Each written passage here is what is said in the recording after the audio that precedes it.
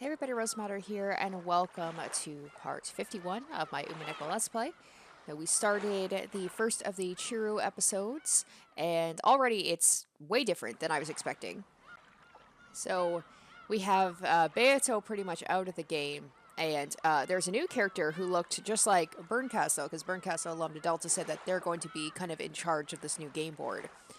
So another character was very briefly introduced, and we started kind of towards the end of this game board with like basically a lot of the murders already happening, and people being blamed for the murders. And then after that, we flashed back even further to before Kinzo's death to see how it happens, like all the lead up to it. Kinzo died in his sleep peacefully, apparently, learning the depths of Krauss's incompetence with business, and Natsui actually being the one who came up with the idea to make it seem like Kinzo was still alive, and having all the servants, everybody, pretend that he's still alive. So that's where we left off, and we're going to go back into it, and we're going to see where in time we are going to be next, because I am already, like, so discombobulated by the first episode of this. So let's go ahead and let's continue.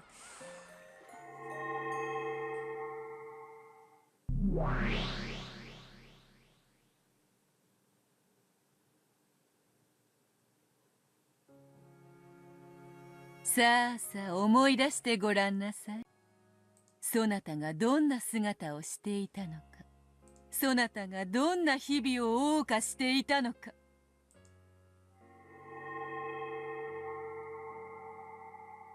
Once again, a storm of gold butterflies started to swirl, covering Kinzo's cold body.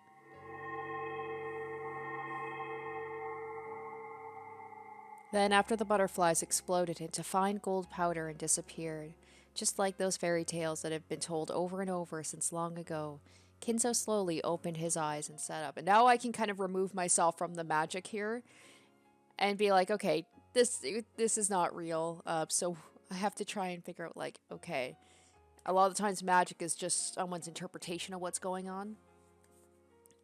But, like, what's happening in reality? You know, we know Kinzo did not raise from the dead.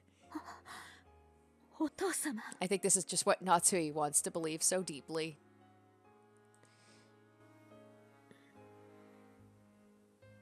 Natsuhi, 先に我が名誉のために断っておくぞ。私は生への執着からそなたにこれをそそのかしたのではない。嘘つきめ。多少は予見していたであろうが。どうだ、金蔵。体の方は。悪くはないが、どこか夢の中のような感じだ。重みがないな。この世にとどまることを許されぬ存在が未だとどまっているのだ。多少の不自由は諦めよ。お体は本当に大丈夫なのですか？本当に大丈夫なのですか？むしろ心地よいくらいだ。これが死後の世界の感覚ならば、幽霊気取りも捨てたものではないぞ。これにてどうか、夏日。金蔵はよみがえった。故に葬儀は不要。そなたの苦難はこれにて解決だ。If only it was that. If only it was that easy, right? As Natsui tried to find words of gratitude, Beatrice waggled her index finger and spoke. 感謝の言葉はいらぬぞ。支配者は傲慢であればよい。Natsui is just like so deep in her, like her want to be acknowledged by Kinzo and wanting him to be alive. She just deluded herself. It's pretty sad, actually. わらわは頼みは聞かぬが、命令には従うのでな。それでも言います。ありがとう。これで主人のために時間が稼げます。あとは私たちの仕事です。しかし夏日、確かに金蔵はよみがえったが、それは永遠ではない。我が魔力が続く限りである。半魔法の毒素により、魔法は破られてしまうかもしれぬことを心せよ。And they're bringing up the whole thing about anti-magic toxin. It's for people who don't believe, like, that's been brought up so many times in this game. about like, oh, well, that's the reason that magic doesn't work around certain humans is because they don't believe. And in a way, it's true. Like, people wanting to believe deluded fantasies and other people not believing it, that is the anti-magic toxin. Like the siblings who will not believe that Kinzo is actually dead. 魔法の断りを正しく理解し、その維持に努めよ。わらわはそなたに奇跡を見せるが、それをつかみ、とどめるのは、無論です。あなたにもらったこの奇跡を、私たちは決しておろそかにしません。それでよい。なるほどな。主と畳は新しい方がいいというのは本当らしい。気に入った。わらわはそなたに仕えようぞ。後ろ宮夏日。我こそは後ろ宮家顧問錬金術師黄金の魔女ベアトリーチェ。いつでも我が名を呼ぶがいい。さすれば現れ、わらわはそなたに奇跡を授けるであろう。ありがとう。私は後ろ宮夏日。あなたを刺激し、後ろ宮家の名誉を守ります。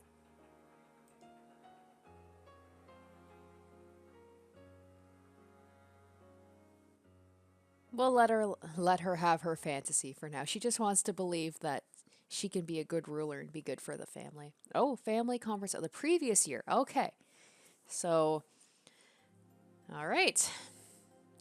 I like this. I like that we're going into stuff we haven't seen yet at all, instead of just rehashing old stuff.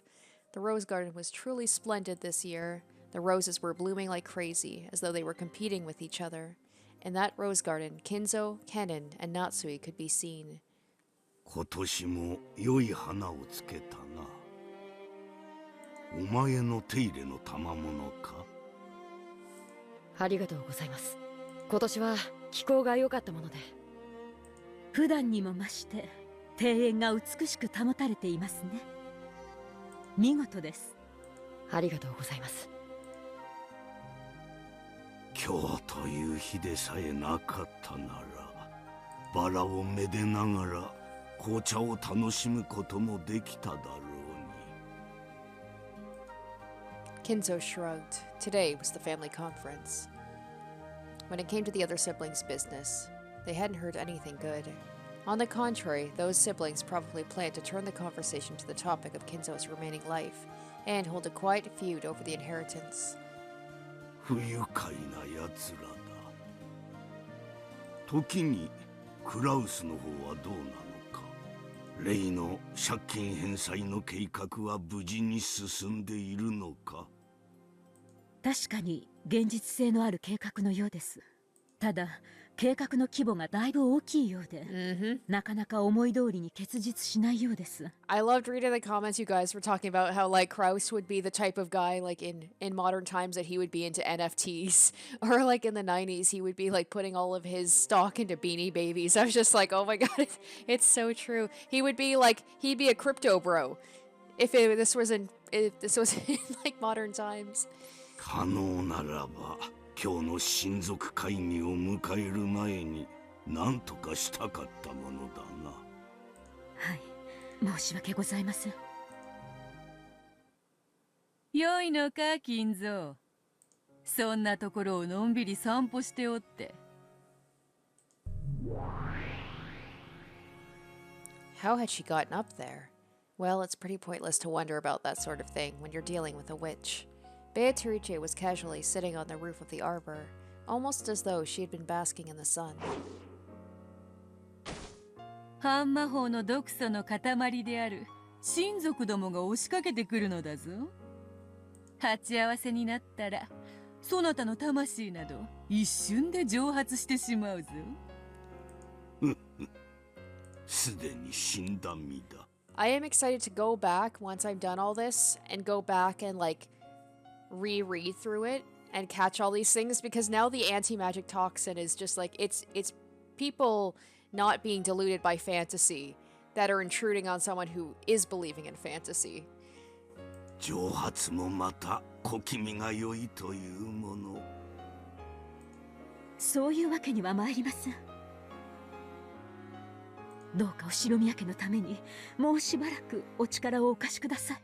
I wonder if maybe at some point once I'm done Umineko, maybe I'll do like a special video where I'll do like a highlight of me rereading through, like not all of it. I'm not gonna, cause my goodness, that would take forever. But like a highlight thing of me reading through it and just being like, oh my gosh, because people who in the comments talk about how like when you go back and you read it from the beginning, knowing the answers and knowing what actually happened. It was all there from the beginning, like it was all kind of spelled out. And then you catch these things with the new knowledge. And I kind of want to do that. I kind of want to, and maybe I'll do like a special video about like reacting to that, being like, oh my gosh, like this means this, and I understand now. 夏日、親族どもの乗った船がこちらへ向かったようだぞ。そろそろ散歩は終わりにした方がよかろうな。そうですか。ありがとう。お父様は書斎へお戻りください。やれやれ、この絶好の日和なのにな。残念だ。愚痴るな、金蔵。今のそなたはわらわに生かされているだけの幽霊であろうが、そなたに毒素で消し飛ばれてはわらわも夏日も困るのでな。おとなしく書斎へ閉じこもり、布団でもかぶっておれ。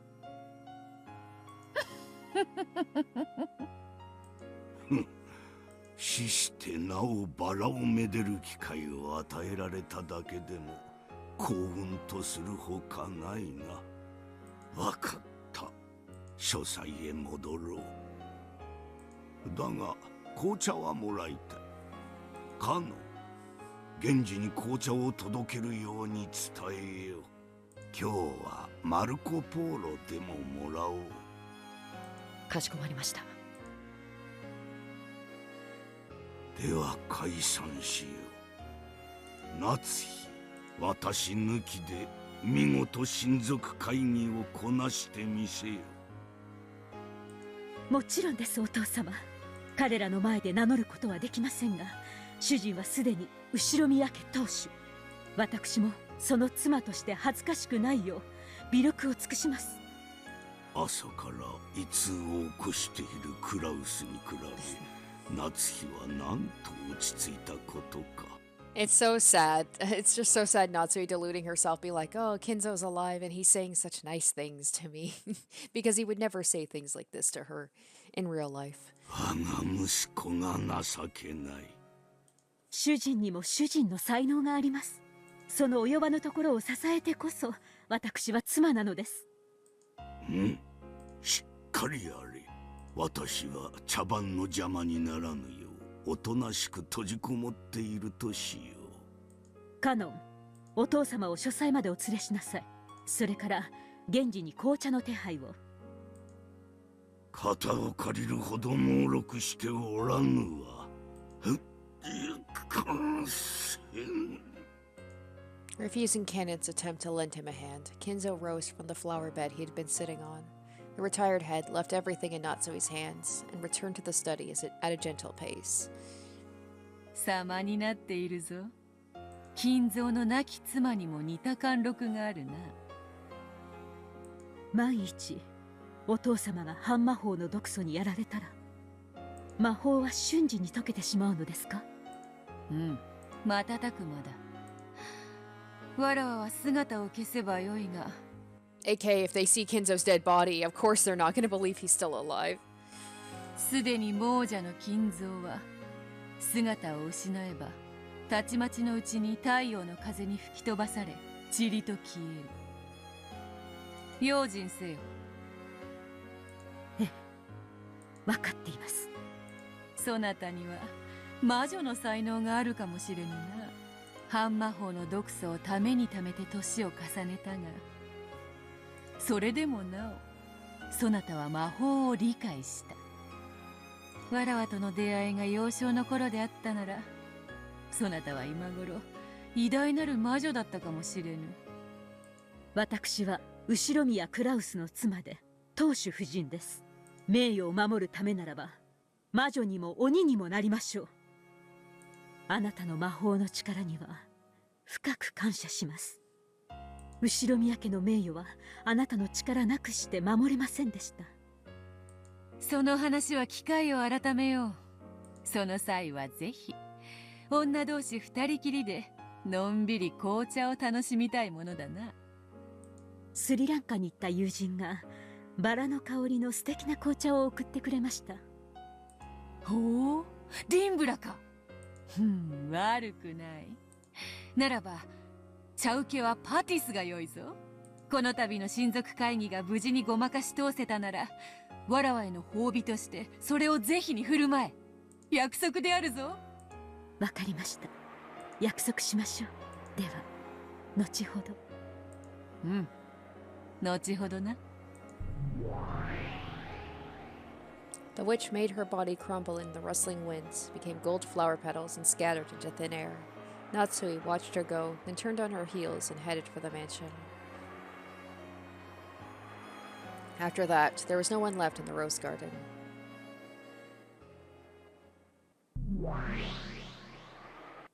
さてと、ここでブレイクタイムね。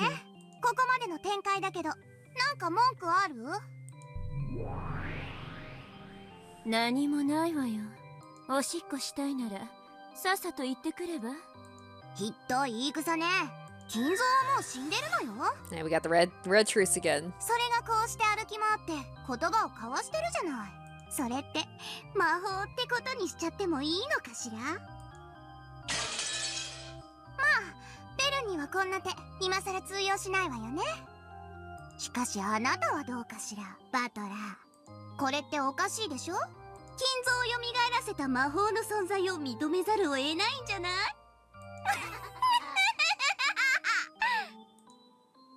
もしそれがベアとの真似のつもりならば、不愉快だから即刻やめろ。やっぱわかる？それでほらほら、バトラーどう答えてみせるわけ？こうして金蔵がカッポしていることを。いつものゲームみたいに頭を抱えて、こんなのわけわかんねえよってな。そして全然ダメだぜってお約束の口癖で、お得意のとんでもでぜひ反論を聞かせてよ。死んだはずの人間が歩き回れるわけないものね。集団妄想を見せる未知のウイルス、六軒島症候群の仕業とか。Oh my gosh. I think I did say that might be a potential, like, way back when in one of my older theory videos was like, is this all like a mass delusion or something? I think I said it was like with drugs or something, but I like the callback to Hinamizawa. 六軒島だけに住む謎の蝶の鱗粉に幻覚作用がとか。There's the hallucinogenics, which I also said. 謎の秘密組織山犬が作った集団妄想を見せる未知の薬物、プルプルピコピオの仕業とか。素敵なとんでもいっぱい聞かせて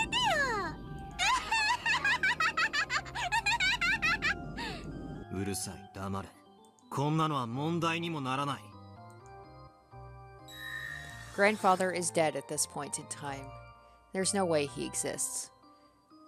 それを存在するかのように振る舞っているのは、なんとかじい様の死を隠して親族会議をごまかしきろうとする夏日おばさんの嘘だから Yeah. Kinzo walking around is just, it's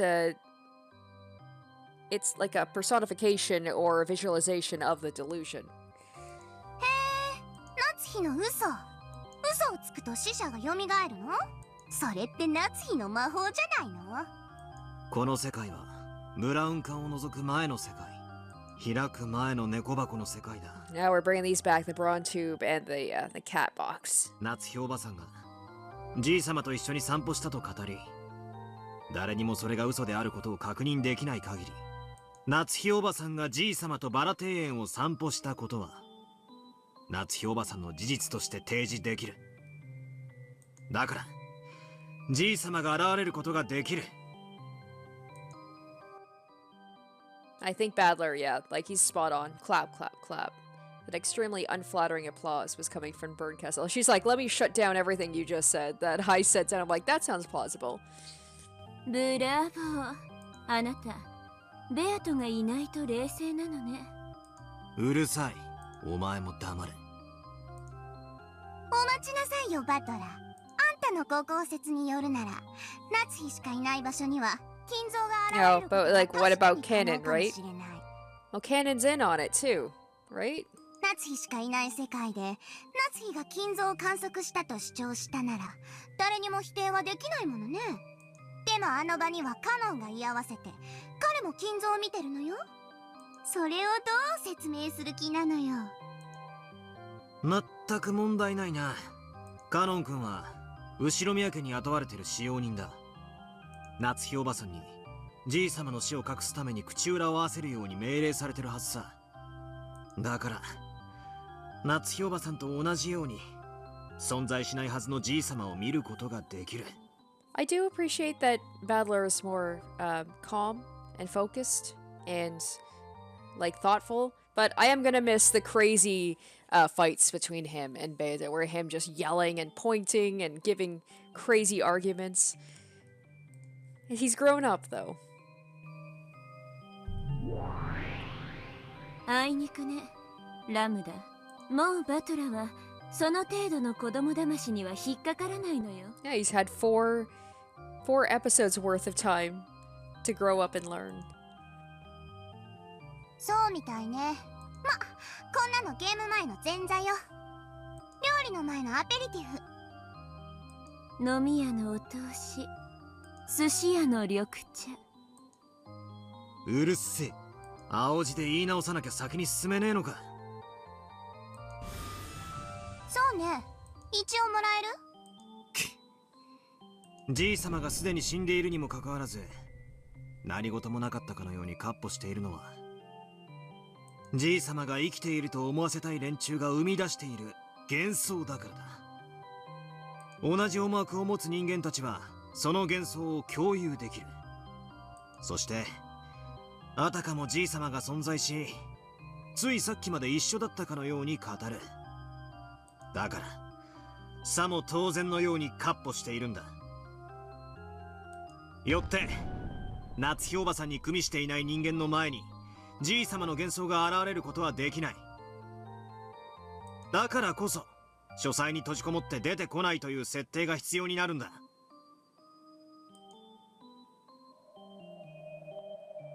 In the games before now, Grandfather was always shut away in his study. We never met him directly. However, there were some people who spoke in a way that made it seem like he was locked up in his study in a bad mood, and who claimed to have met him only a short while ago. We blindly accepted that and believed Grandfather was in his study. That's why it was possible for an illusion of Grandfather to exist in the study. Now, I really want to go back now and watch the first couple of episodes, like the thing with Ava putting that slip of paper in the door, all that stuff. That's right, in the games before now, the only people who met Grandfather were Uncle Krauss, Aunt Natsui, and the servants. Because they all stuck to the same story, an illusion of Grandfather was able to exist on this island, making it seem like he was alive. ご丁寧にも、お前のゲームの冒頭でじい様の死を隠すために夏日おばさんが南條先生たちを言いくるめるシーンまで見せてくれたじゃねえか。That almost feels like a trap, though, for Lambda to give him such a big hint. 今さらこんな子供騙しには引っかからねえぜ。やるじゃない。未知の薬物プルプルピコピヨとか期待してたのに。そんな妄言口にするわけもないでしょ。だってその存在を仮定することはファンタジーに屈したのと全く同じだもの。ウイルスだろうと薬物だろうと病気だろうと未知の要素である限りノックス第4条に違反する。Oh, here we go. 第4条って We're introducing a new thing 何の here. 話だ。ノックス第4条、未知の薬物および難解な化学装置の使用を禁ず、殺人にこれを用いてはならないという規則よ。なんだそりゃ。未知の薬物 X、 未知の化学装置 X は魔女と戦う上での一番の武器だろうが。それ全部正式なミステリーでは違反だから。未知のウイルス、未知の薬物、未知の病気、未知の X を仮定なんて立派なファンタジーなわけ。ご愁傷様。 So she's saying that there's no chance that any drugs were used, unknown drugs. Oh man, a lot of my stuff, like a lot of my theories were suppose like, oh, drinks or food were drugged and that would knock everybody out and stuff like that. それがあなたの推理だった。 No. あなたゲームオーバーよ。 That's okay. That's only one of my theories. If I have 100 theories, if I have so many theories, you shoot one down, that's okay. I'll come up with another one. I'm like Badler. I'll come up with something different.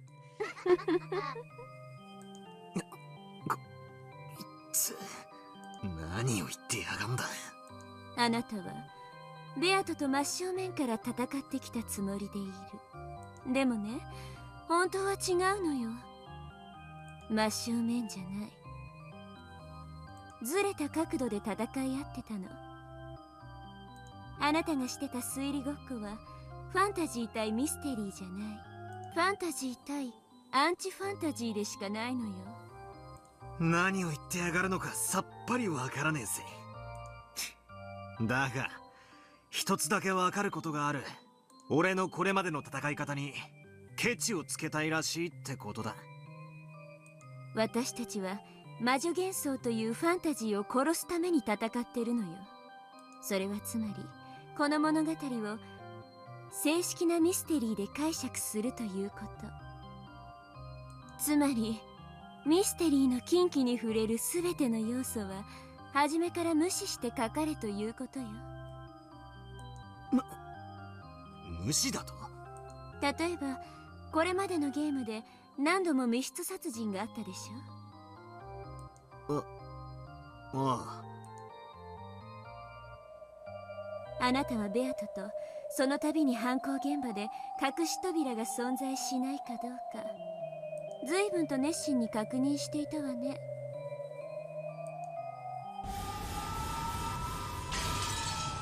まるでそれ自体が戦いであるかのように赤き真実を織り交ぜてガキンガキンと派手に。あれ、私に言わせると時間の無駄だって。ノックス第3条で明記されているのは秘密の通路の存在を禁ず。ミステリーではね、秘密の通路はあっちゃいけないの。つまり正式なミステリーとして解釈しようとする場合、隠し扉があるのかどうかなんて論争初めからしたら負けなのよ。だってないんだから。存在するかもしれないと疑う時点でもうゲームオーバー。What are the other commandments 犯 here? 行現場に隠し扉が存在しないことが証明されてないから推理できないなんて。 I bet there's also going to be commandments about bodies moving around or doubles or things like that too. Because if you gotta remove all those things, it'd be like unknowns that could just explain anything that you can't fully explain, right? 甘ったれたあなたはミステリー失格。その時点でゲームオーバー。ミステリーで解釈する戦いをしてるつもりだったんでしょ。ならミステリーのお約束にちゃんと従わなきゃ。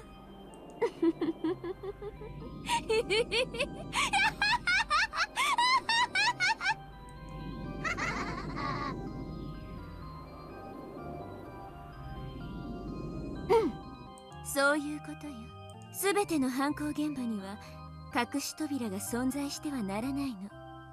だからその存在を確かめる行為はすべて時間の無駄ってわけ。お前が言ってるのはあれだろ。どこかで聞いたな。推理小説の条件10箇条みたいな。 Oh my gosh, there's 10 rules? ええ、そうよ。 Oh, we're gonna go through all of them, aren't 希 we? 代の魔女狩り大司教ノックスが振りかざす魔女をうがつ10本のくさびよ。それこそが魔女幻想というファンタジーと真正面から戦い打ち破るための正しい武器。さすがベルンね。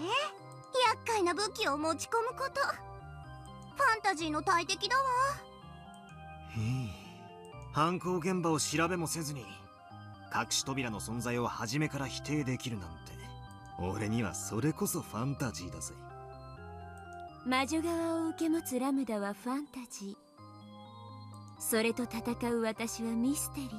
あなたはただファンタジーを否定してかわし続けるのがやっとのアンチファンタジー。何から何まで反対だけど対案は一つも出せない。あなたどっかの国の政治家みたいね。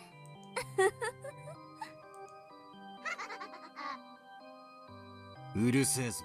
お前たちとわけのわからねえ話をするためにここに戻ってきたんじゃねえ。さっさと話を続けろ。静かになさいよ。あんたの後ろの眠り姫が辛そうよ。When he turned around, he saw Beato's living corpse resting in a chair. However, sweat glistened all over her body, and it felt like she was breathing a little harder than normal. She looked as though she was suffering from a high fever. ベアト、どうしたんだ？大丈夫か？ So weird to see him so, like, caring for her. 大丈夫かって。あんたおかしなこと言うのね。その子を殺すためにあんたは戦ってるんでしょうが。No, I don't think he's fighting to kill her anymore. He's fighting to understand her. あんたに合わせて第5のゲームを改装しているけれど、ゲームは今ベルンがかなり追い込んでいて、魔女元素を打ち破ろうとしているの。その存在が否定されかかってるんだもの。苦しむのは当然だわ。あなただって今金像が存在するわけがないと。And now Battler's feeling conflicted. He's like he has to deny the witch, but by denying the witch, he's hurting her, and he doesn't want to do that. Just think about your sister. Think about your sister, Battler. あなたの攻撃がベアトに通った証拠よ。彼女のその苦悶は。I tried at least to wipe away the sweat on Beato's forehead with a handkerchief. It's true, I promised Beato I'd let her die, but that was supposed to be peacefully. I wasn't planning to make her suffer first. My goal isn't to make the sleeping Beato suffer like this before killing her. As if the complicated feelings inside me were plain as day to them, the two witches grinned together.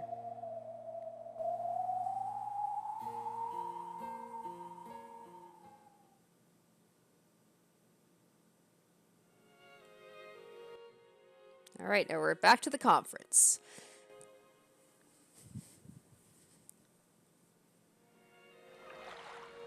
姉貴が遺産遺産って騒ぐから親父に聞かれちまったんじゃねえかよ。私のせいじゃないわよ。どうしようもないでしょ。たまたま廊下にいて聞かれてたなんて事故でしょ、事故。予算か二人とも。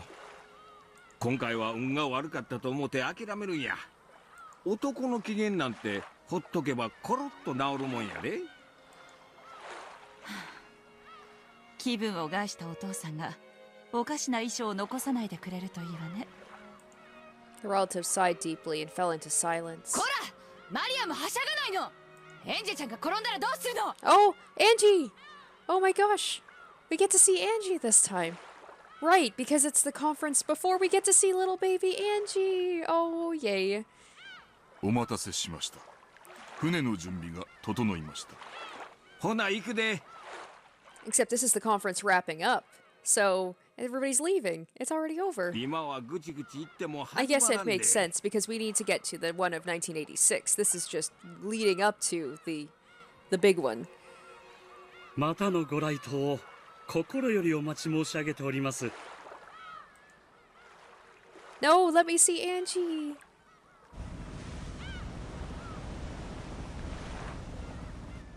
And I want to see Angie, little Angie with Badler too. Oh my gosh, and then we don't get to see it. I'm so bummed out. They like teased it and then I didn't get to see it. Natsui was sitting on a bench in the rose garden looking completely worn out. However, when she noticed that Kanon and Kumasawa were coming back, she immediately sat up straight, regaining the dignity of the head's wife. 船は出ましたか。はい、たった今出港なされました。そうでしたか。見送りご苦労でした。主人はどうしてますか。先ほどお部屋にお戻りになりました。お休みになられるとのことです。Since the previous day, Krauss had been almost overwhelmed by anxiety over the thought that Kinzo's death might be discovered. When the family conference ended, his weariness must have suddenly gotten a hold of him. However, the way he had refused to let even a sliver of his true intentions slip out, and the manner in which he had managed to act as though everything was normal, showed that Krauss's nerve was nothing to sneeze at. どうでしたか？彼らはお父様のことを不審がってはおりませんでしたか？いいえ、親方様に遺産分配の話を立ち聞きされたと。エヴァ様などはそれは大騒ぎでしたとも。ね、あの慌てっぷり。傑作でしたね。はい、大層取り乱しておいででした。しかし熊沢もなかなかの演技力ですね。あの廊下での慌てっぷりは本当にそこにお父様がいらっしゃったかのようでしたよ。熊沢さんはそういうのが大変お上手ですから。Give that woman a raise. あら、やだやだ、褒めすぎですよ。熊沢の病欠の電話は簡単に信じないよう、よく現地に行っておかなくてはなりませんね。それは手厳しゅうございますよ。本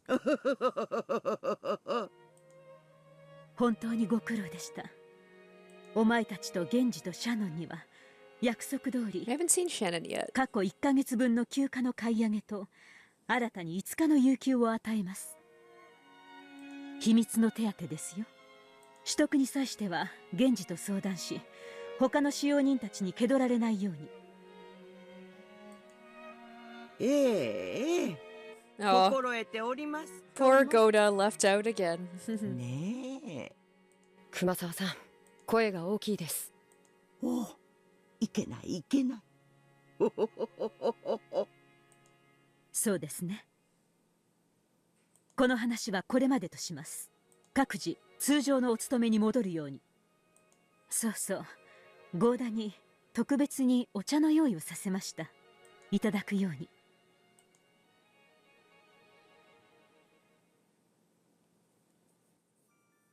Natsui let them know she wanted to be left alone for a while. Oh, she's probably going to be having that meeting with Beatrice, right? So she could drink some black tea in the rose garden. That black tea, carried all the way to the bench, was the Sri Lankan tea dimbula that she had promised to Beato, along with patties. And sitting on either side of it, the wife of the head and her witch could be seen, both of them staring at it curiously. これがパティスですか。私はてっきり焼き菓子のようなものだとばかり。Natsui hadn't thought for a moment it would have a curry-like spicy flavor, and it started coughing after putting it in her mouth. Oh man, I want some now. That sounds delicious. To describe it in Japanese terms, it was like aged gyoza or fried dumplings stuffed with mashed curry-flavored potatoes. That sounds delicious. As a savory snack, it would probably be pretty popular with the kids. However, it was something of a shock to Natsui, who expected a treat to go with tea would be something sweet. 知らんのか？リンブラといえばこれだぞ。紅茶ならクッキー。ああ、チョコでもよいな。日本茶なら羊羹だが、塩昆布でもよい。中国茶なら小籠包。わらわは月餅も好きだ。驚きました。随分と文化に詳しいのですね。まあ、伊達に1000年は生きておらぬ。世界の名茶は一通り試した。お茶の世界旅行といったところか。確かに、それは立派な世界旅行ですね。このような紅茶の楽しみ方もあると、今日初めて知りましたので、これは貴重な体験です。わらわは六軒島より出られぬ身。これくらいしか旅をすることはできぬでな。そなたはどうか、富豪の妻らしく世界を優雅に旅してきたのであろうが。ジェシカが生まれる前は、主人はいろいろな国に私を連れて行ってくれました。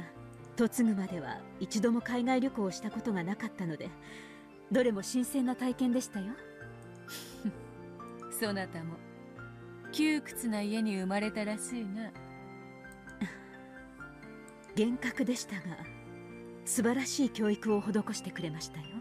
それを窮屈と呼んではお父様とお母様に失礼です。 Right, it's not like Natsui even like to really give her true feelings. It's like she has to say everything properly and reword it in a way that is positive, I guess. 雄弁に窮屈であると語っておるわ。Krauss might have pitied Natsui, or he might have wanted to take her away from the restrictive Ushiromiya family for a little bit and let her rest.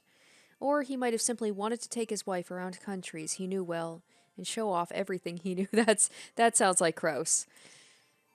主人はお父様と違ってアジアの国が好きで、香港、台湾、韓国にタイ、マレーシアも行きましたっけ？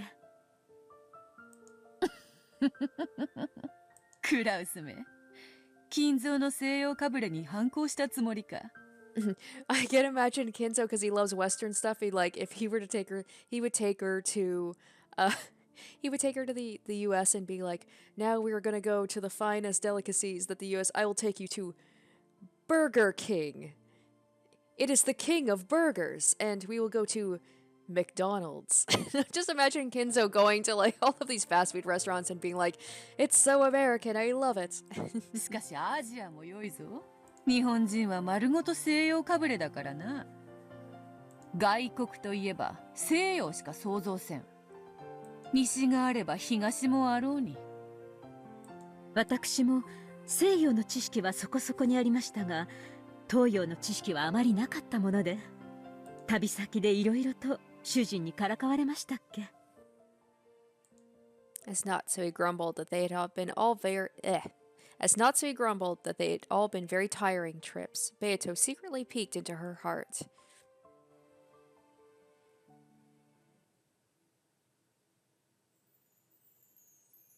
いいか？これは瓶籠という。ここでは庶民的な嗜好品だ。It looked like a small, round, gourd-like nut that had been split open, with a slice of cucumber wedged in it. At a glance, it looked as though it would probably taste like pickles. なるほど。これをかじればよいのですか。 She tried to bite the one her husband was holding. He suddenly moved it away. It felt kind of embarrassing, like she was a fish who took the bait. まあ、待て。瓶籠には食べ方がある。確かにかじるのは正しい。かじる。もぐもぐと噛む。しかし、食べてはならない。え？かじって噛むのに食べてはならないのですか？うん。かじって噛む。食べてはならん。そして汁も飲んではならん。胃を痛めるからな。わかりません。どうしてそんなものを食べなければならないのです？ガムのようなものと思え。噛んで味を楽しむ。噛んだくずと汁はこうして紙コップに吐き出す。あなた、お口の中が真っ赤ですよ。拭いて拭いて。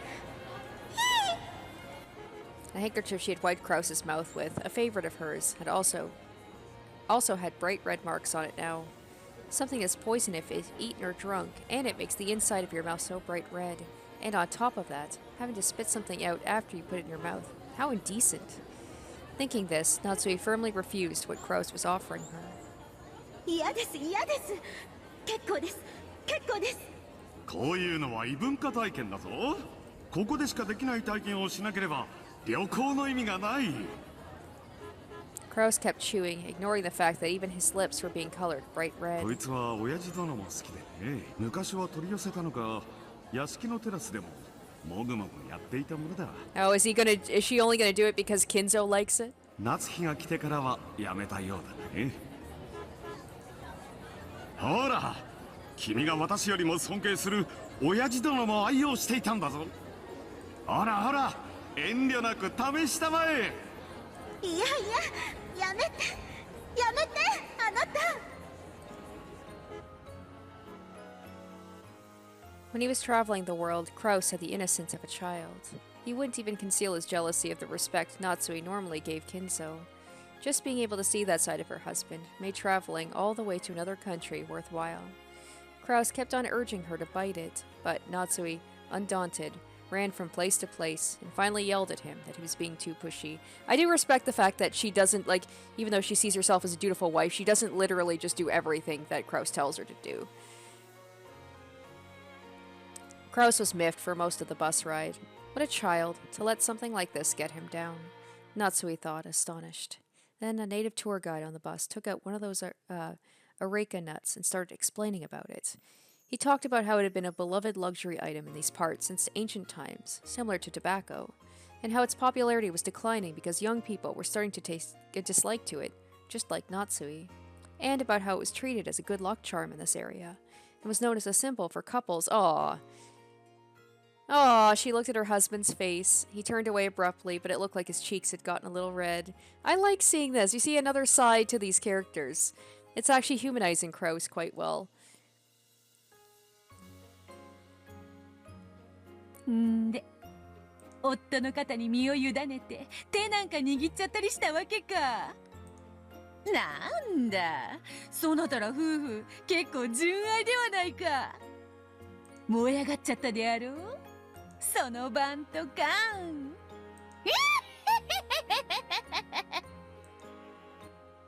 Red-faced and avoiding Beito's eyes, Natsui tried to hide her embarrassment by stuffing the patty's hole into her mouth, chewing with her cheeks puffed out like a blowfish. Beito said there was nothing better than this to go with tea, and nodded several times, a broad smile on her face. That was pretty cute, actually. もっとも、それも新婚の頃の話です。今は六軒島を出ることもできぬ身。カゴの鳥ですよ。それを言うならわらわも同じよ。死ねども死ねども。六軒島よりは逃げられぬ。カゴの鳥はわらわも同じだ。あなたのことは知りませんし、詮索もしません。しかし、軽んじれぬ境遇であったことは察します。老名主を気取るつもりもないわ。同じカゴの鳥同士、せいぜい仲良くしようぞ。わらわはそなたを気に入ったぞ。Maybe because like Beito seems to appear to people who are lonely as well. Maybe that's the case with Natsui. She says she's a bird in a cage. Like, she doesn't really have many friends. She basically just interacts with the servants and her family. So it's just like reaching out to this other person who doesn't exist. I'm imagining like she's just a figment of her imagination right now. Just have someone different to talk to. そうですか。ありがとう。この度の親族会議における使用人たちへの指示や采配は見事であった。金蔵が何時にどこにいて、何をして何を残したか。それらを見事に共有させ、矛盾なく組み上げた。それらの緻密な計画書は、高度な魔法陣のそれと同じ美しさがあったぞ。To make it look like Kinzo actually existed and was living his own way, she had written his schedule for the day down to the finest detail and made the servants follow it to the letter. Who did he meet, when, and where did he meet them, and what did he leave them with, or with them? What was he doing, when, and where was he doing it, and what did he change? As a result, even though the relatives hadn't seen Kinzo even once, they never suspected in the slightest that he hadn't been there. Ava and the rest truly believed that their conversation about the inheritance had been overheard by Kinzo as he happened to walk through the hall, and that it had sent him into a rage. Everything had gone just as Natsui's plan had predicted, down to the finest detail. Man, Natsui's trying so hard and then just expecting Kinzo, or not Kinzo, Krauss to be like, no, like the thing that I'm waiting on, this business deal, it's going to like give us all the money that we need. And then year after year, it just doesn't happen, and then she's just getting like increasingly angry, like we can't keep this up for so long, like eventually they're going to get suspicious. The coordination between the two of them and the servants had also been spectacularly intricate. 万一にも知られるわけにはいかぬ秘密ですので、念入りに策を練りましたから。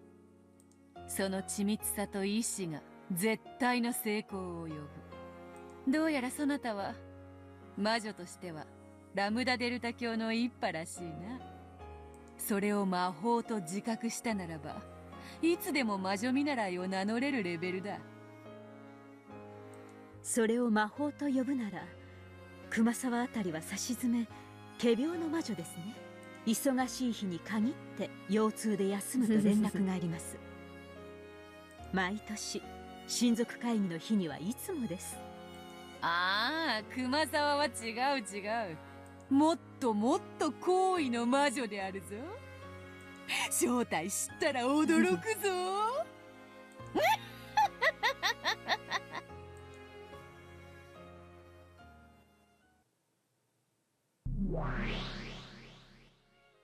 Watching these two have their pleasant chat was another pair with steam rising from their black tea.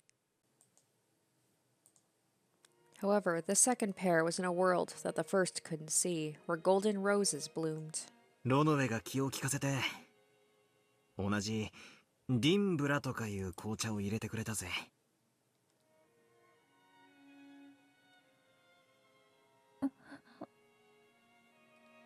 It felt as though Beato muttered something. For the first time, it felt as though she had been able to communicate something. Surely, she had taken an interest in the black tea and felt like drinking it.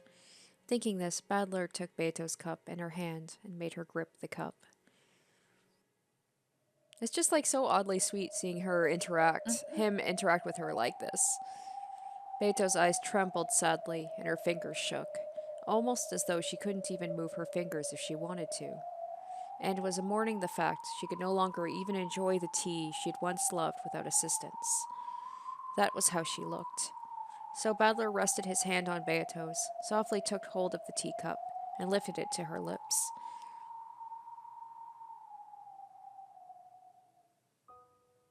Then, though it was only a single mouthful, Beato sipped.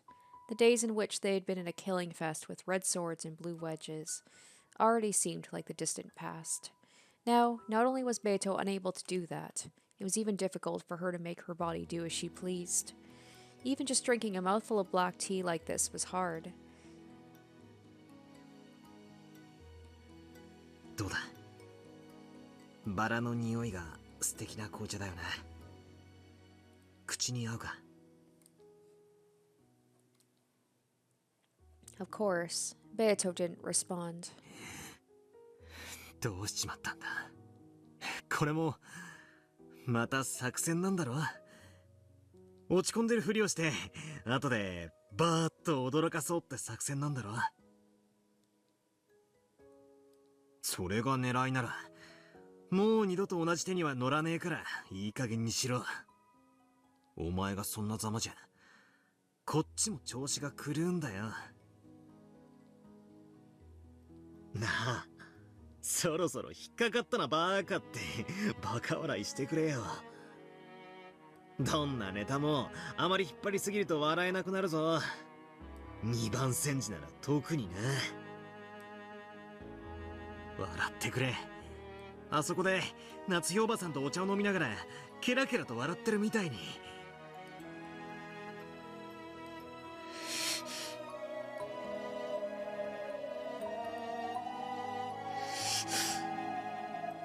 せめて二度とないわ。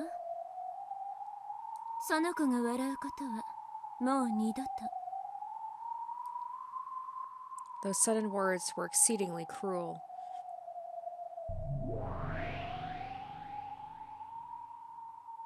どうして二度となんて言える？ベアトの笑う権利を勝手に奪うな。あら、赤で言った方がいい？ I shook my head furiously. Then, with an expression that didn't reveal her thoughts in the slightest, Bernka still spoke while looking at Beato's face. And I didn't understand the word she used in the slightest. おめでとう。 Congratulations. Oh, okay. 何がだ？ベアトがそのざまなのはあなたが勝ったからこその結果だからよ。 Just rubbing it in. She's like, is this not what you wanted? 何を言ってやがる。あなたはかつてのゲームで言ったわ。これは互いを苛む永遠の拷問だとね。そうよ。ベアトにとっても拷問だった。そしてその拷問ゲームにあなたは勝ったのよ。だからベアトの魂は殺され、人形同然の屍になり果てた。俺がベアトを殺したというのかよ。勝敗はどちらか一方の勝とうとする意志がくじけた時に決まる。あなたとベアとの戦いという意味においてはすでに前回決着がついていたのよ。まああなたにとっては預かり知れぬうちにだろうけれども。なら俺の勝利なのにどうしてゲームが終わらない？どうしてこのゲームがまだ続いている？その子の足首についてる足かせ、ラムダが施したルールなのよ。Even if Beatrice tries to yield or get discouraged or gives up, she isn't capable of stepping down from the game. That's the rule. Or maybe it's a curse. かつてあなたが屈しそうになった時、私はあなたをサポートしたわ。あなたには知覚できないだろうけど、あなたにとって有利な展開とヒントが与えられるように私はあなたに助力した。だから今あなたはここにこうしていられるのよ。覚えてる？私に助けられたこと。Bernkastel stared at me. It's true, I wasn't aware of it, but maybe it was true, that she had helped me. 同じようにラムダはベアトをサポートしてるわ。そして今度はベアトが屈しようとしている。だから今度はラムダが屈しないようにサポートしたわ。それが足かせ、投了を許さないことによってベアトをゲーム上救ったわ。So once again, this game is just going to go on forever because Beato has no desire to play the game, but she can't leave the game, so I guess we're just doing this forever. 何をどう救ったってんだ。本来ゲームは2つの終わり方があった。どちらかが負けを認めて投了するか、どちらかがチェックメイトでゲームに勝つか。ベアトはその前者に抵触しかけた。But she's not allowed to accept defeat because Lambda won't let her, so the only way we can win is if I checkmate. だからラムダはそれを潰し、敗北をギリギリのところで回避したの。ゲーム上は立派なサポートだわ。In that case, the only way left for this game to end is for me to win. At the very least, until I do win, this witch called Lambda Delta can probably try to buy time for Beato's condition to turn back around. But that would just prolong Beato's suffering even more. Neither of us want that. Both Beato and I fought with all we had trying to win. It was because we were both giving it everything we could muster that the game repeated several times to begin with. And that was also why, that one time, we confronted each other head-on with all of our strength, and Beato admitted defeat. She said she wanted me to end this game and entrusted everything to me. It probably feels like they're perverting the game that the two of them had. Like, this is between Badler and her, and these two are coming in and they're mucking it all about. Like, they're stretching out this game, just let her die. Just end it, you know? So Bernkastel's words were the truth. She said it was my fault that Beato had become a living corpse. That was true. But it was something both of us wanted. 俺たちの勝負はもう決着している。なのにゲームは終わらない。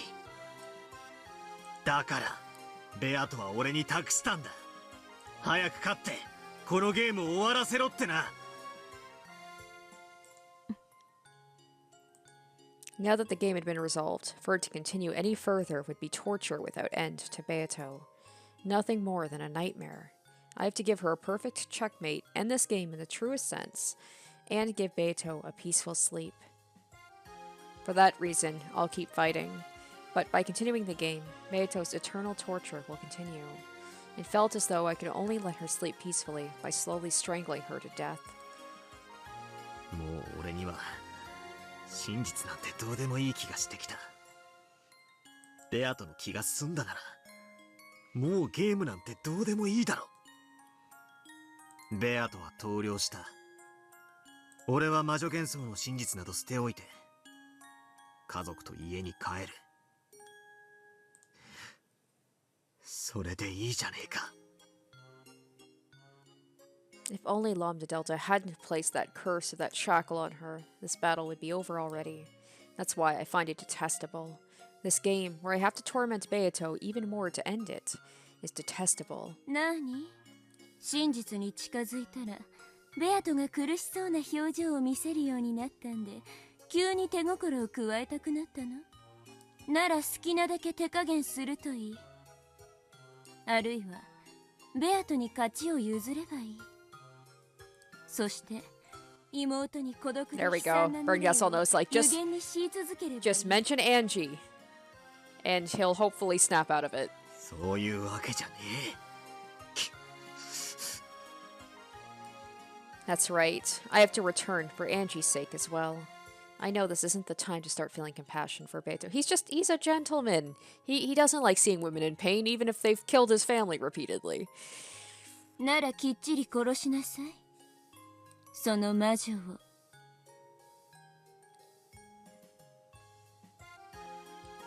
Even though Beto was right there, Bernkastel spoke without holding back.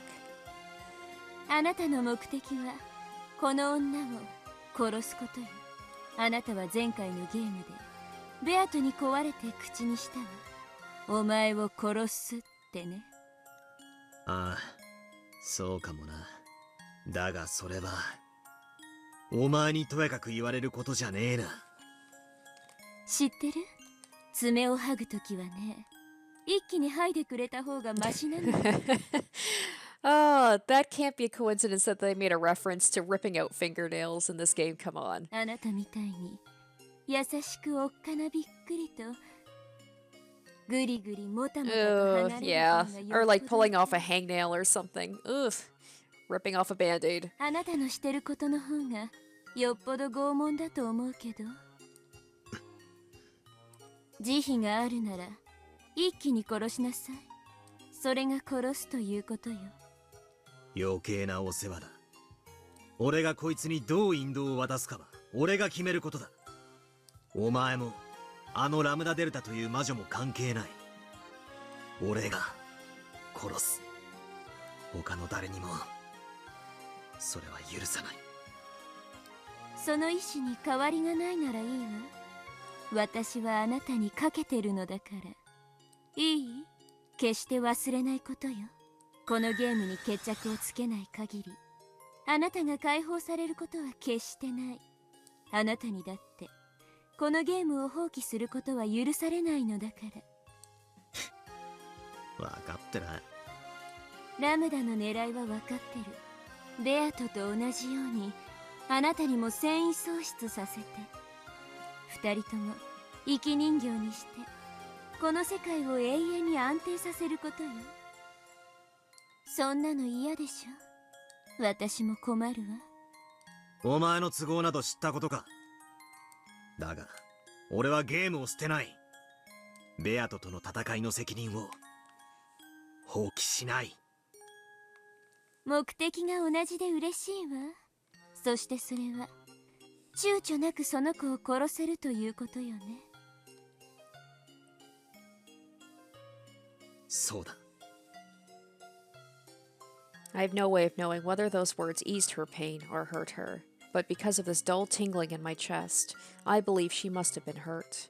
I have no way of knowing what the silent Beato felt. If I believe she's been hurt, is that any different from her being hurt? And if I hadn't thought I hurt her, would I have been able to get by without hurting anyone?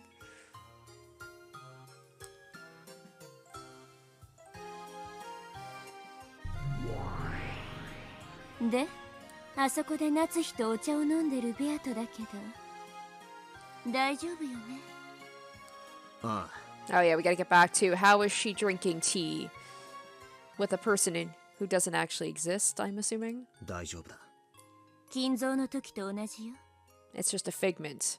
So does that mean that, like, was it Goda who brought the tea over, or Canon? Are they just like giving in like, oh, 2 teas for me and my friend over here who doesn't exist, and then whoever is giving her the tea is just going along with Natsui's delusion? ベアトリーチェなんて存在しない。あれは魔女の力を借りて危機を乗り越える妙案を思いついたと信じる夏日が生み出した偽りの魔女幻想。二人が並んでお茶を飲んでるように見えるのは、ゲームマスターであり物語の語り手であるラムダデルタがそう解釈しているからなだけよ。I prefer to imagine it, like I said, as like Goda or Canon bringing over some teas for Natsui and someone who doesn't exist, and they're just like, okay, the madam is losing her mind, but we won't say anything. 夏日に対し一辺の愛も持たずに凝視できたなら、 There's a whole そ thing んな about 幻想が見えたりはしない。 that love, it cannot be seen, right? だから私の目には夏日が一人ぼっちで黙々と紅茶を飲んでるようにしか見えないわ。 Without love, it cannot be seen, yep. Because love is lacking, it cannot be seen. あれは夏日が見せている妄想。あそこにベアトリーチェなど存在しない。 The game is full on just like explaining things now, but even that, can we say that that's the truth? Although I'm pretty sure it is. We could just have unreliable narrators here, just feeding us false information. Beato mumbled softly. It was a small voice that made it sound like she was in pain. The thorn of Bernkastel's truth had stabbed into her chest, like the fact that Beato doesn't exist, like they're denying her existence. ああ、そうだろうな。お前の推理は正しいと思うぜ。だが、それをベアトの前で口にするな。どこで口にしたって同じよ。ここはベアトの世界なんだから。あと、こいつを擁護するわけじゃねえが、夏日おばさんが本当に未知の人物 X、ベアトリーチェと名乗る人物とこうしてお茶を飲んでる可能性だってあるんだぜ。この光景は1年前のものだろうが、この日の島の人数が赤き真実で示されてるわけじゃない。そうね。この日の六軒島の人数についてはラムダも赤では語ってないわ。なら夏日おばさんが本当にベアトリーチェと名乗る女とお茶を飲んだと主張することもできるんだぜ。俺にお前の説を否定できないように、お前だって俺の説を否定できないんだ。だからそこにいるベアトが幻想だと断じることもできないぜ。ああ、猫箱理論。それベアトには通用したかもしれないけど、私には通じないわよ。どうして？だって夏日はそこで一人ぼっちで紅茶を飲んでるんだもの。 Are they going to show the reality and Beato's not going to be there? What a creepy face, yeah. There was a violent sound of glass breaking, and the Beato joking about Natsui's newlywed years and laughing happily was erased. A lonely wind blew, and the one person who remained on the bench drinking tea with a tired expression was Aunt Natsui, all alone.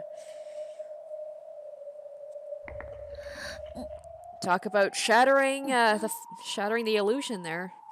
Beato groaned. I could clearly see she was in anguish. Another witch illusion had been smashed, calling Beato towards death. In short, this is what the battle to let Beato rest in peace is all about. A second ago, Bernkastel likened our fight to the torture of tearing fingernails out. If I have to tear them out anyway, then my last bit of compassion towards Beato should be to minimize that pain. In other words, even if I want to minimize the pain, I still have to cause it. I have to accept that look of anguish on her face. And at the same time, this made me realize what a merciless thing the Red Truth was. Right now, in this rose garden, there is no one except Aunt Natsui. In other words, there are no observers except for Aunt Natsui. So if that lone observer were to say that she'd had some tea with Beato, no one should be able to refute that. If no one can refute it, doesn't that mean it's the truth? Aunt Natsui is enjoying the roses and drinking tea together with Beato. How could anyone have the right to mercilessly trample that pleasant moment? 赤き真実はまるで刃物だ。 Yeah, it's cutting through that fantasy. Like, people can't be happy, they can't go into their delusions because we gotta cut it down and show the sad truth. 魔女と戦う上で、時に推理を切られ、時に反撃の武器となる刃物だ。 And there's no more joy to the fights anymore, right? Like the previous episodes and chapters, they were so fun. him trading blow for blow with Beto, and now it's pretty sad actually. 知ってるわよ。それが何？みだりに使うな。刃物は使うべき時に使えば道具だが、悪意を持って使えば凶器でしかない。It was true that Aunt Natsui hadn't really been drinking tea with a witch. However, saying that with the Red Truth probably has nothing to do with our game. Our game is the tale of October 1986. The 2 days of the crime give us more than enough time to injure each other with our red and blue blades glistening. これは魔女幻想じゃない。夏日おばさんのプライバシーだ。He's such a good guy, man. Balor's such a good dude. それを暴く権利なんて He's 誰に probably もあるものか。he's probably one of my favorite protagonists in a game ever. Like, I like him. I like Keiichi, but I like Balor way more. He definitely, like, he's more of a grown-up Keiichi who learned to kind of understand people's feelings and grew up, because he is very empathetic about people's feelings, but it's still sad that when he was younger, just like I guess with the young Keiichi, that he would hurt someone's feelings without even realizing it. Hence why all this, I think, started happening in the first place, because he hurt somebody. この場に魔女が実在して、夏日とお茶を飲んだと認めてほしいの？あなた、魔女を否定するんじゃなかったの？1986年10月4日から5日の2日間のゲームについてはな。だがそのゲーム版の外についてまで俺は魔女の存在を問うつもりはねえぜ。そもそも悪魔の証明により魔女の否定は不可能だ。そしてこのゲームのルールに従い赤でそれを語るのもステイルメイトで禁じ手だ。赤き真実でさえ魔女の存在を否定はできねえんだぜ。確かに、まさかあなたに魔女の存在を語られるとはね。Right? He's really made a turnaround. I think he just understands that the magic thing, some people need that to deal with their sadness. So it's like he's like, I don't want to deny that if it hurts people. さすがラムだ。バトラーを人間犯人説と魔女がいてもいいという気持ちのうまいこと中間に引っ張り出してきたわ。Oh, he got played by Lambda, because he's too empathetic. 人間の心を操るのに本当に長けている。私ももっとあなたを応援しないとまずいわね。お前らなど知ったことじゃない。消えろ。これは俺とベアとのゲームだ。お前たちに私はしない。嫌よ。何？だって。Oh, creepy face. 私もこのゲーム楽しんでるんだもの。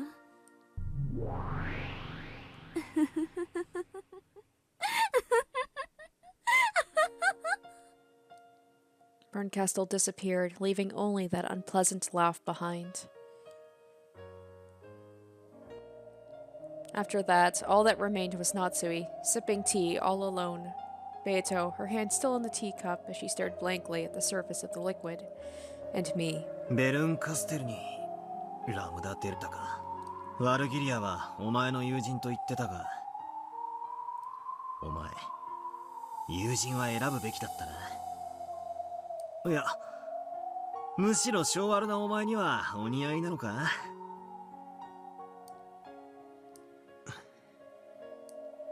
Beato didn't answer. Badler took Beato's hand, made her hold the cup again, and brought it to her lips. Beato made a quiet sound in her throat and drank just one more mouthful.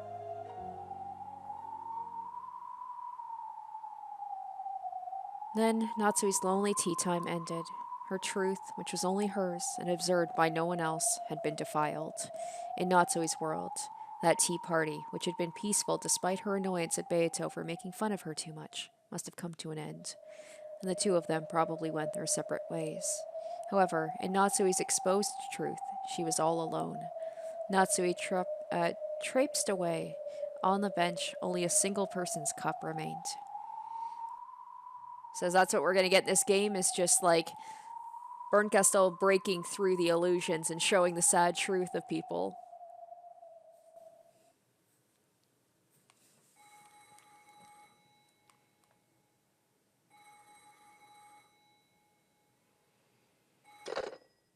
After dashing to her bedroom, Jessica answered the phone call that had been transferred there. もしもしお待たせバトラー6年も音沙汰なしとはどういうつもりだ久しぶりだなおそうなのか知るかよそんなのうぜえぜじゃあ今年の親族会議はちゃんと来るわけだろ6年ぶりだな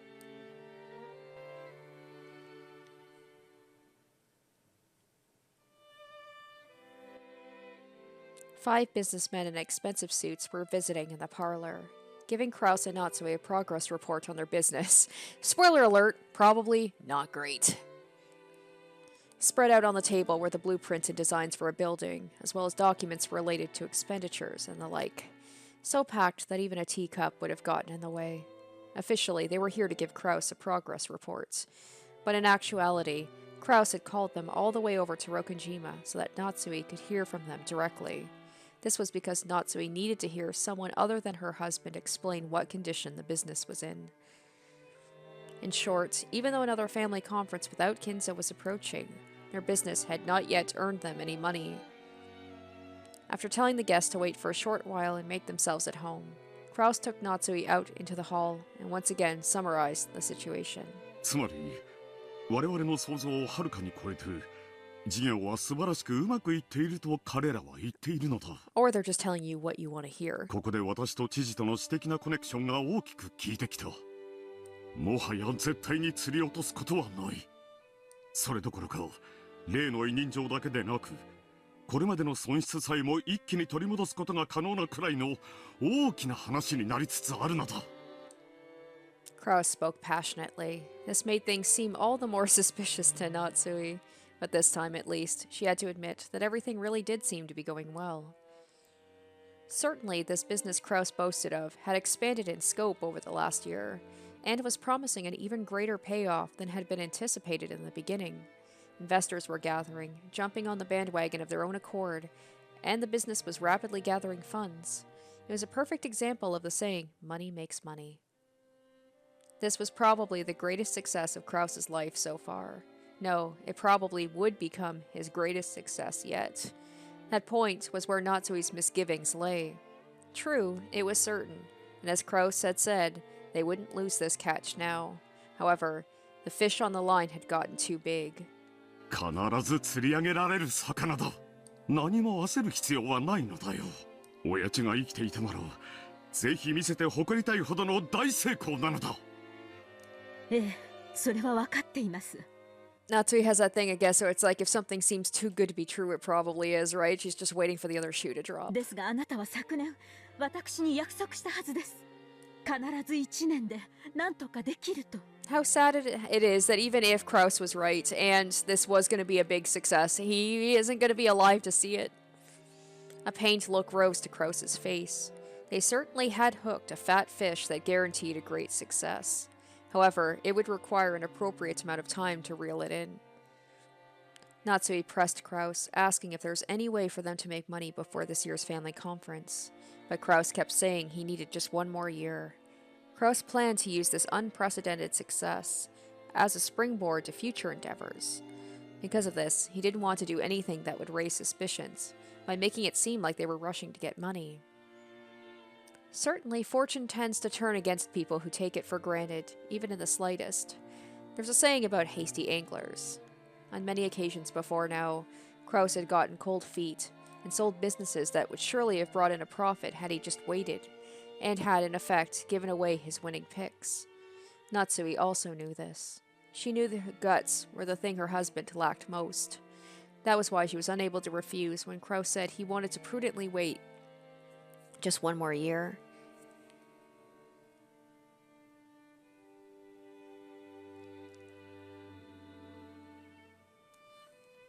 Ha ha ha ha ha. 順調でよかったではないか。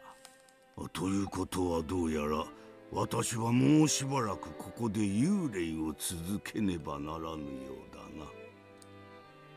まんざらでもなかろうが、そなたの命などこの世を去ればすぐに悪魔どもに食い尽くされる運命よ。申し訳ありません、お父様。また今年もお父様にはお休みいただけないかもしれません。よい、気にするな夏日。後ろ宮家当主はすでに私ではない。書斎の幽霊はおとなしく現在の当主の命令に従うべきだ。クラウスの資料は読ませてもらったが、なかなかに悪くない。お父様からご覧になってもですか？わらわから見てもなかなかのものよ。It's so sad imagining Natsui coming in here and talking to what I assume is like, it's been a year, so a very rotted body. It's probably being, what's the word, preserved, but still, just talking to some dead body, because like the body had to have been sticking around, because there was the body that was thrown into the boiler, right? That was Kinzo's body. So her coming to the study and talking to a dead body, like just pleading for reassurance that things are going well. 誰もが勝利を確信し、相当の魔力が集中している。その結果、さらに勝利が熱くなり、ますますに人と魔力を集め黄金を生み出そうとしている。錬金術の王道を見事に体現しているぞ。おお、黄金の魔女の太鼓判までつくなら、これは心強い。喜べ夏日。このクラウスの事業は必ずや後ろ宮家の危機を救うだろう。ありがとうございます。I'm waiting for Berncastel to come in and be like, shatter the illusion, it's just her talking to a dead body. そしてそのためにまたもう一度親族会議を乗り越えねばならんな。ええ、昨年はうまくやり過ごせたつもりですが、不審に思う親族も現れるでしょう。今年は正念場になると思います。去年の親族会議の時。See, if I didn't know any better, I would say that Krauss and Natsui have a very good reason to kill off the family members, to be the ones behind the killings, because they need to hide the secret. But, I mean, judging by the fact that they die every time, yeah, not possible. ひょっとしたらもう一度同じことになるかもしれぬと予見したそなたは最悪のケースを想定するのは魔女ならずとも世渡りの基本だ。それで今年はどうする？去年同様、会議当日はお父様の秘密を知る使用人を集中的に配置します。お父様の不在を気取る親族もすでにいるかもしれません。不用意な演出はむしろ馬脚を表す危険性もあります。過ぎたるは及ばざるがごとしとも言う。なればどうする？今年は昨年とは逆に最後まで書斎をお出にならないという筋書きでいこうと思います。それがよかろうな。籠城は単純にして最後の切り札だ。That's why Ava put that slip, the receipt, in the study to see if he actually was, like, anybody came in or out of the study. どれほど屋敷が毒素に満ちようとも、この部屋を密室結界に閉ざす限り、金蔵の存在を否定することはできぬ。それはわらわも保証する。だが籠城すれば囲まれるは必至。承知しています。それでも何卒もう一度だけお父様とベアトリーチェの力をお貸しください。私は新しき当主の命令には逆らえぬ。そして幽霊もまた聖者の命令には逆らえぬしな。この部屋から出るなというのであればそれに従おう。ありがとうございます。わらわは嫌だぞ。力を貸せと願われても願いごときでは聞いてやれぬ。ええ、あなたは顧問錬金術師ですから貸せと願いません。貸しなさいと命じます。あなたの魔法だけが頼りです。その力でもう一度だけお父様の幻想を。ならばよし、心得たぞ。そなたの貫禄、なかなかに心地よし。 Poor Natsui, in this world, she's like, everybody respects me. I have worth. I have dignity. Is Berncastle coming in right now? From the shadows of the study, Battler watched the exchange between these three. なるほどな。そして、今年の親族会議を迎えるわけだ。じい様は不機嫌だからと書斎に閉じこもり、誰の前にも姿を現さない。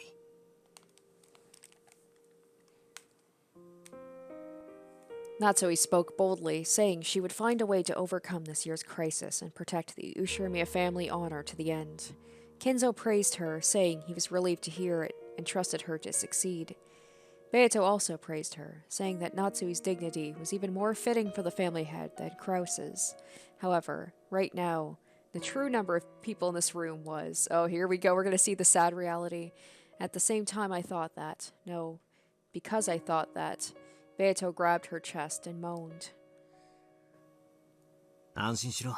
ここはゲーム版の、まだ外だ。だから俺は、そこにいるお前やじい様を否定はしない。As Beato tried to hold back the pain deep inside her chest, I put my hand on hers. I already told Berncastle, denying the witch illusions in just the 2-day period of the 1986 family conference is enough. お前は前回、全ゲームの開始時に、じい様が死んでることを赤で宣言した。しかし、ゲーム開始以前のじい様の生死については言及していない。Oh, interesting. So they're saying that all that stuff that we saw of Kinzo die might not have been true, might have been lambda? つまり、今この場にじい様が存在していても、何の矛盾もないってわけだ。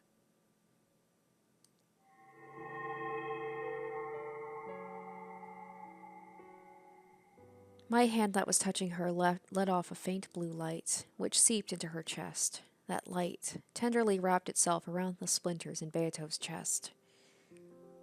そして、この場にいるベアトリーチェの存在だって、否定することはできない。ゲーム版の外、すなわち、1986年10月4日以前の島の人数については、赤で宣言されていないんだ。だから、ここにベアトリーチェが存在しても、何もおかしいことはない。Aww. Beato's expression softened slightly. My blue light slowly started to melt the red splinters that denied the witch illusion. Beato still wore the same sad expression, but she lifted her face and looked me right in the eye. Even though she was silent, her eyes told me the pain had gone away. The feelings that showed in her eyes were gratitude for taking the pain away, and appreciation, or was it surprise, that I had left even a tiny bit of leeway for witches to exist. Unable to look directly at those pure eyes of hers, I automatically averted my gaze. This is like Angie when she denied witches to Maria and hurt her, and then came around and said that maybe witches do exist, and I think the same thing's kind of happening here. 誤解すんなよ。魔女の存在を認めたり、あるいは屈したつもりもねえ。俺はお前とのゲームに勝つために、その部分だけに徹してストイックに戦いたいってわけだぜ。ゲーム版の外でまで嫌がらせをするほど趣味は悪くねえからな。Beato hung her head. I was still facing away from her. However, we waited wordlessly for a while, my hand still on hers. By now, no one would believe that this woman with sad eyes was the same person as that prideful Beato. So I asked once more. Even though I said it aloud, it wasn't a question to her. I was asking myself. お前は、一体、何を考えていたんだ？そうさ。俺はラムダデルタのゲームを通じてでも、お前を探さなくちゃならない。お前が何を考え、何をしようとしていたのかもな。Very soon, this game will also reach October 4th, 1986. The 5th game will finally begin, and this time I'll reach the end of that journey. 殺人がとかトリックがとかそういう上辺だけじゃない。お前が黄金の魔女ベアトリーチェが何を考え何のためにそうしたのか、何を望んでいたのか、それをたどる。 That's right. I already know the method for reaching the end of that journey, and I've been shouting it since the very beginning. 今こそチェス盤をひっくり返そう。この物語を俺側からじゃなくお前側からの目線で物語を紐解く。そして今度こそお前を理解しよう。そしてお前の心臓にたどり着く。痛みなんか感じさせない。安心しろ。あの魔女どものおもちゃになどもうこれ以上させないからな。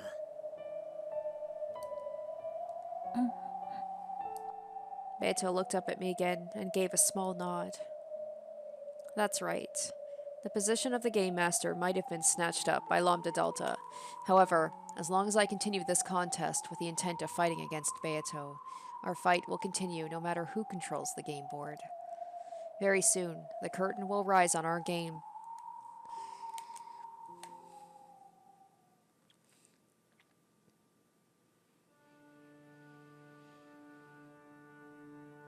Now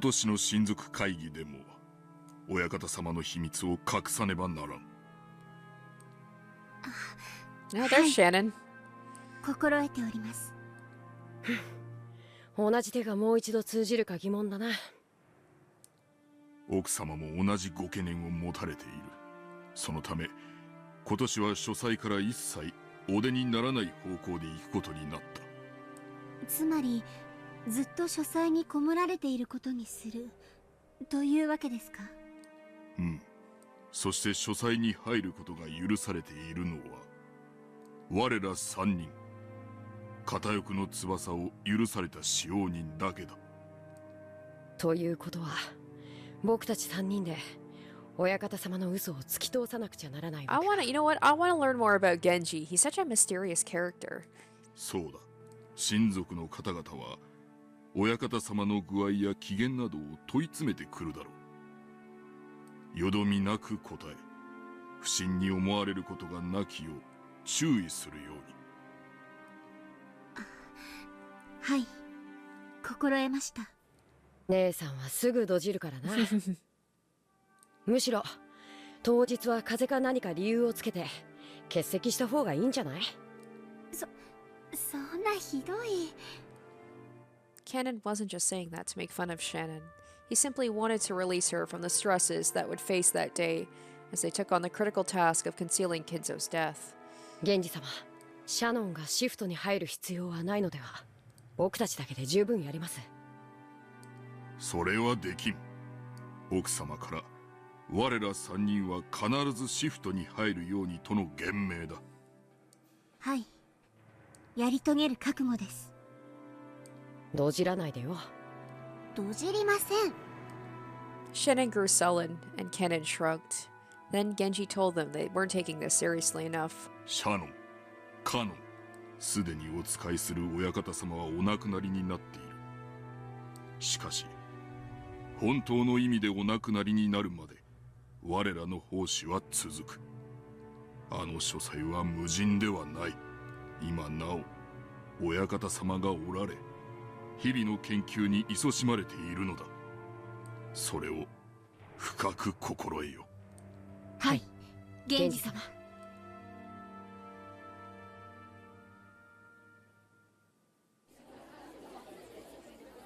Oh, this is a new area? お父様が Oh. すでに亡くなっている。そんなバカな。まあまあ、例えの話や。Man, now, like, knowing the true backstory and all that stuff, I can understand how frantic Natsui and Krauss were the last episode, or was it the episode before then, when, like, they came right. Yeah, it was the last episode where they came right out and said he's already dead. We know he's already dead. When Kyrie came out with that and like was needling him, I guess Krauss did decently well under pressure. 武田信玄はその死を3年の間秘密にするよう遺言したっちゅう有名な故事があるやろ。知らんか？ No, what? そんな話もあったかしら。日本史はよくわかんないわ。当時武田は織田や徳川との戦の真っ最中だった。そこで信玄が死んだなんて話になったら戦況に悪影響が出るやろ。そやから自分の死を3年隠すように遺言したんや。秀吉かてそうやで。主君織田信長の死を敵方に知られんように徹底的に情報規制を行い、素早く毛利と和解して中国大返しを行い明智を討ったんやないか。一方の柴田勝家はそこで失敗したんや。敵の上杉に信長の死を知られ、思わぬ反撃を受けて足止めを食らい、その後の秀吉との後継者争いで大きく遅れを取ることになったんや。Hideyoshi, who had a strong fascination with the commanders of the Sengoku period, would always show off his knowledge whenever he got the chance. So it seems like Hideyoshi was actually the one who came up with the idea and maybe brought it to the other siblings. I would have assumed it would be Kyrie. Wincing slightly, Ava made him get back to his point. 早い話が、わしは去年の親族会議からずっと違和感を持っとったんや。Oh, Hideyoshi. I mean, I knew he was smart, but I guess I underestimated him. あれは私やルドルフが遺産の話をしてたのを廊下のお父様に聞かれてしまって、それで。そこや。夏井さんや使用人たちはどこそこにお父さんがいた、不機嫌そうだったと口を揃えたが、わしら親族は誰一人お父さんを見てないんやで。もしあなたの想像が本当なら、どういうこと？兄さんが遺産の独り占めを狙ってるということ？もちろん死んだことを隠すなんてかなり危険なことや。果たして遺産を独り占めするためだけにそれだけのことをクラウスさんがやってのけるのか、わしも確信は持てん。だが可能性はある。確かに兄さんは昔から強欲よ。兄弟全員でと受け取ったものを着服するなんてよくあることだったわ。クラウスさんはわしら兄弟の中では一番裕福なはずや。そんなクラウスさんがお父さんの死を隠すなんて危険を冒してまで遺産の独り占めを目論むとは、わしにはちょいと信じられんのだがな。だがそう疑いたくなるくらい去年の親族会議はおかしかったんやで。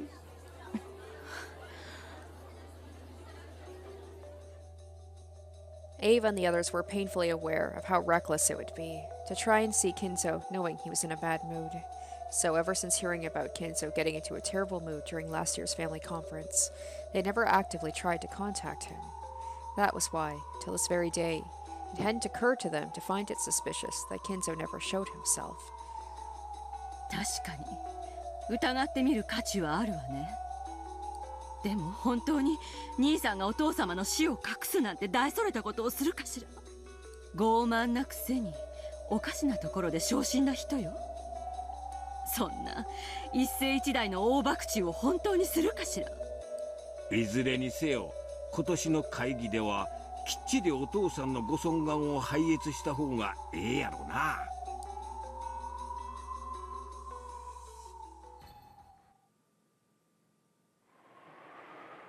非常に良くない噂さ。どうやら兄貴の事業は俺たちの想像を超えて手ひどく失敗してるらしい。相当の損失を抱えてて表向きを取り繕うだけで精一杯らしい。つまりクラウスさんからお金を借りるのはとても難しいことというわけ。 So it seems like all of them are kind of coming to that conclusion separately rather than Hideyoshi coming up with that idea and then going to everybody else being like, hey, I have a bad feeling about what's going on. ああ、泣けてくれ。クラウスさんにとって経済的に困窮していることはある種の弱みにはならないの？弱み？そりゃ投資家は超えてるから投資家なんだぜ。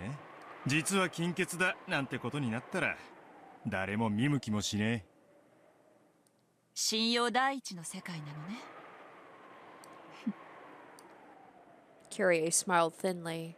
Rudolph was taken aback by that smile.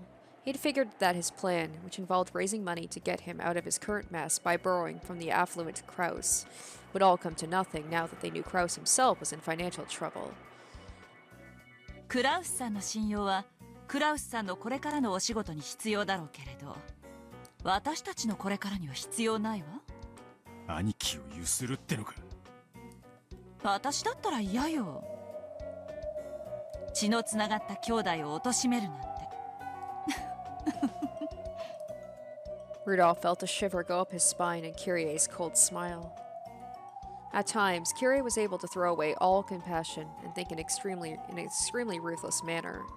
Whenever he felt that, Rudolph thought about how he never wanted to have her as his enemy. 他に金策があるなら、お兄さんを脅迫なんてしたくないものだわ。あったら悩んだりしねえ。選択の余地のない問題で悩むのは人生の無駄だと思わない？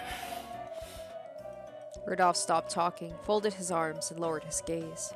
Even now, Rudolph had a kind of fear of Krauss due to his violence when they were young. And now, Rudolph would be the one to threaten him. That meant Rudolph would also have to fight against his childhood trauma. So, to give her husband a little push, Kyrie smiled reassuringly, and perhaps coldly. つくづく信用で仕事をしたくないものだわ。信用ほど積み上げるのに苦労して失う時が一瞬なんて割の合わない投資はない。そうだな。世の中100の信用より1枚の診察だ。クラウスさんが大きな損失を出していると言っても、私たちの急場をしのぐためのお金くらいは十分用意できるはず。もちろんクラウスさんのこれまでの信用を換金してお金を作ってもらうことになるけれど。こいつはやばい話になるな。十分な備えが必要よ。私たちには時間も失敗も許されてない。そうだったわね。私の京都の友人たちにそういうのを洗うのが上手な人たちがいるわ。あまり世話になりたくない連中なんだけど、一度会ってもらってもいい？領収書は切れないけど、きっと投資に見合うだけのものを調べ上げてくれるわ。